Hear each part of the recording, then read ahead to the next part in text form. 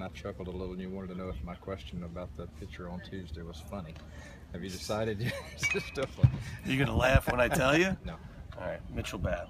Okay. Good. And the thought process, or?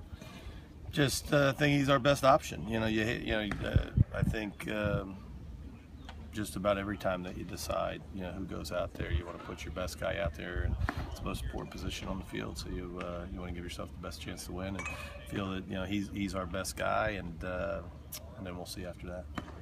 Sykes was talking, Mike, about the importance of this game, about how the players were approaching it themselves, and they talked about they were joking about Christian Trent coming out of the bullpen and maybe saving the game, but.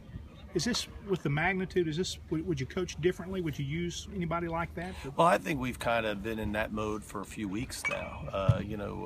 You've been around long enough, and, we've talked about how the SEC games are more important. And, I think, this season's, unlike any season I've ever had, and where we are, as far as postseason and all the things that, we regurgitated now over the last couple of weeks. The midweek games, now are just as important as the weekend games. So yeah, we'll do whatever we need to do to win the game.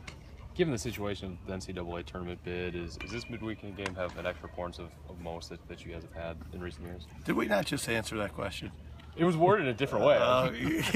Am I supposed to answer it differently? I mean, is there a lot of energy and excitement going to this one besides? I think you would hope there's always energy and excitement, and you'd hope that the goal is always to win it. I don't know if it's different than what Parrish just asked in the sense that now I would think that and it's been like that. It was like that a couple of weeks ago against Mississippi State, and I don't know exactly the quote, but it was something to the effect that it's always the most important non-conference game that we play. But now where we are, and we kind of, I think, drew the line in the sand several weeks ago, not just a week ago. I mean, several weeks ago, and probably the Vanderbilt weekend, where we told the guys this is where we are, and now you have to win games. And people can talk about strength of schedule and all of that, but at the end of the day, you have to win enough games to be one of those eligible teams.